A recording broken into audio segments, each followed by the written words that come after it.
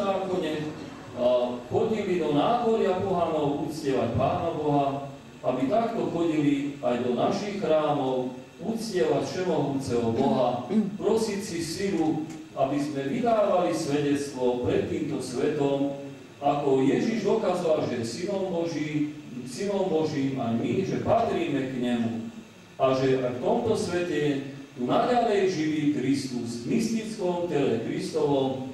Od krstu my patríme do tohto. Sme ti vďační, že ťa dnes môžeme oslavovať v tomto chráme. Zároveň ťa prosíme, obdaruj milosťami tých, čo tento chrám postavili, rôznymi obetami a službou ti slúžili a ty nám odovzdali ten najvzácnejší dar. Prosíme ťa, Pane.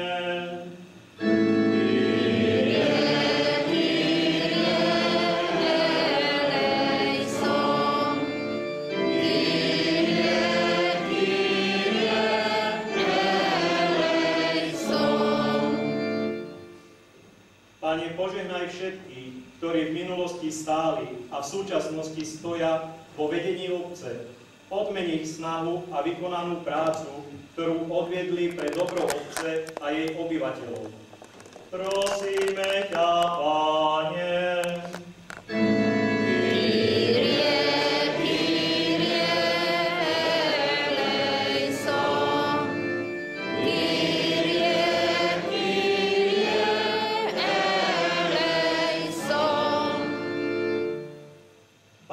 Posilňuj v pokote všetkých, ktorí sa usilujú o to, aby sme všetci žili ako jedna rodina vo zbornosti a láske.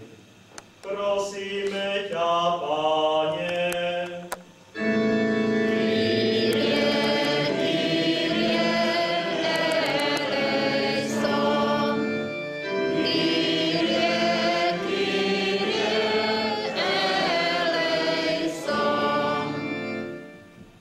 Prosíme ťa za všetkých našich zosnulých obyvateľov, rodákov a našich drahých, ktorí zahynuli vo vojnách.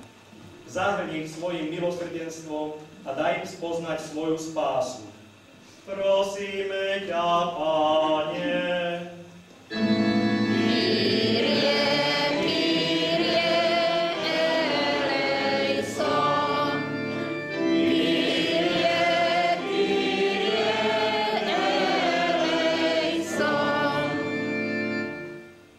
Bože, Tvoj dom je domom modlitby, zmiluj sa nad nami a vyslíš naše prosby, ktoré Ti v tomto chráme prednášame, skrze Krista nášho Pána. Amen. Amen.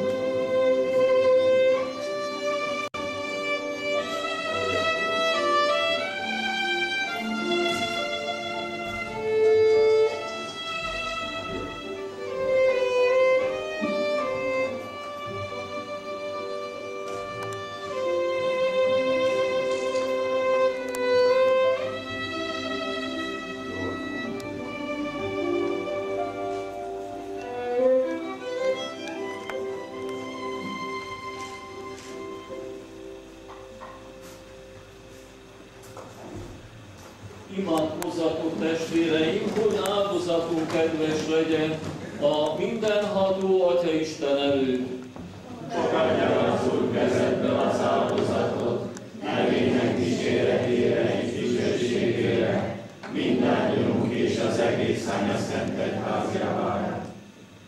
Dobrotivý Otče, primi tieto dary, ktorými sa uskutočne znešená výmena. My Ti obetujeme z toho, čo si nám uštedril, a Ty nám dáva seba samého vo svojom Synovi Ježišovi Kristovi, ktorý žije a kráľuje na veky vekov. Amen. Hovorím, že nejdeme, ideme odpočívať, a stadia prejdeme.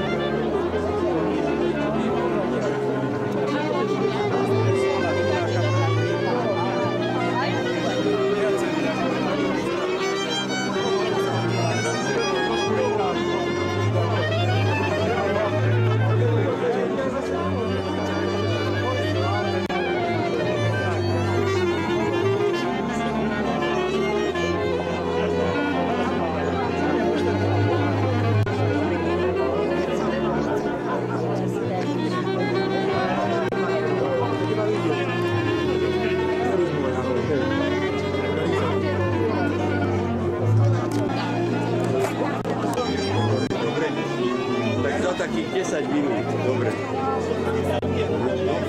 Nie, to náš tam.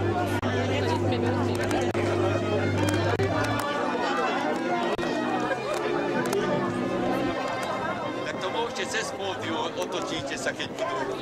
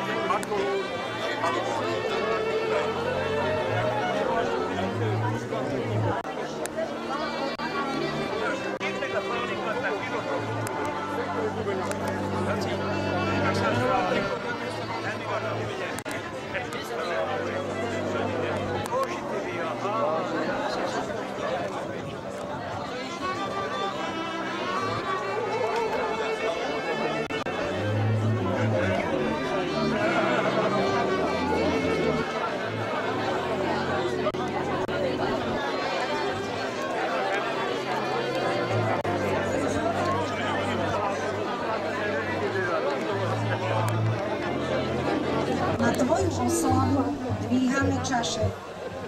Milí naši rodáci Telinčania, vážení hostia, milí spoluobčania. Dovolte mi prihovoriť sa vám týmito veršami z tohto miesta a srdečne vás privítať na tejto historicky významnej udalosti v dejinách našej obce. Teraz mi dovolte odovzdať slovo pánovi starostovi obce, pánovi Norbertovi Kišovi. Kicsi falunk, szülőfalunk, dicsőségre emeljük poharunk. Kedves földiek, tildiek, tisztelt vendégeink, polgártársak! Engedjék meg nekem, hogy ezzel a verssel szóljak önökhöz, és szívesen üdvözöljem önöket szülőfalunk történelmének ezen a nevezetes eseményén.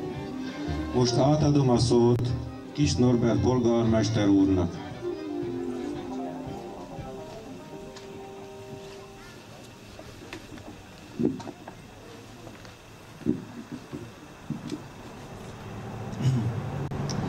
Milí rodáci, ctení hostia, dámy a páni.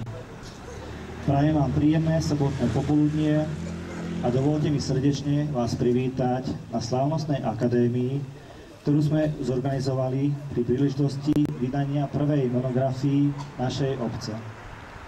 Srdečne medzi nami vítam našich ctených hostí, magistru Šarlotu Drahošovú,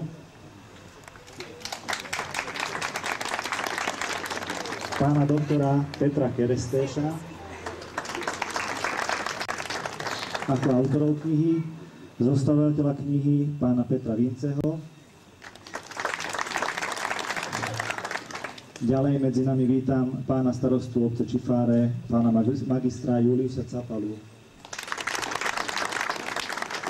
Dôstojných pánov pátra Karola Františka Patiho a pána magistra Petra Buchenia.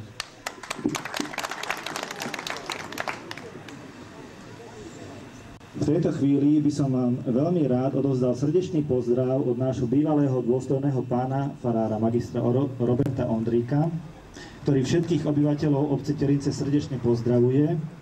Žiaľ, nemohol sa tejto udalosti zúčastniť kvôli iným pracovným povinnostiam avšak na každého často myslí a venuje nám modlitby. Aj my sme sa dočkali. Dostáva sa nám do rúk dielo, ktoré prináša zobrazenie šírky aj hĺbky našich dejín obce. Dielo, ktoré sa snaží podať obraz vývoja obce, a to od osídlenia až po súčasnosť. Obraz života našich predkov je vyjadrený pomerne presne, pretože podklady boli dôkladne čerpané z archívov, najmä štátneho archívu v Nitre. Nezabudlo sa ani na spomienky žijúcich pamätníkov, ktorí pomohli priblížiť život novodobejších dejín. Milí rodáci a spoluobčania, príjmite túto knihu od ľudí, ktorí ju tvorili so srdcom a láskou, aby pre dnešok priblížili hlboké city a spolupatričnosť našich predkov. Osobitne sa chcem poďakovať autorom knihy pani magistre Šarlote Drahošovej a pánovi Petrovi Kerestešovi, pánovi doktorovi Petrovi Kerestešovi, ako i ďalším spoluautorom knihy za ich namáhavú prácu, za ich usilovnosť a trpezlivosť, vďaka ktorej môžeme držať v rukách túto monografiu. Som presvedčený, že kniha poteší a hlboko zapôsobí nielen na obyvateľov obce, ale aj na rodákov, žijúcich mimo nej. Zastávam tiež názor, že dielo prinesie spomienky starším občanom pri čítaní ich na duši o mladí. Veľmi ma teší, že v súčasnosti žijú v obci ľudia, ktorých zaujíma história, ktorí sa roky venovali zhromažďovaniu materiálov o jej živote a vývoji. Títo a ďalší občania pomohli, aby dielo mohlo uzrieť svetlo sveta. Som rád, že úsilie, ktoré vyvinuli týmto smerom, nevyšlo nazmar. Všetci sú spomenutí aj s poďakovaním v úvode knihy.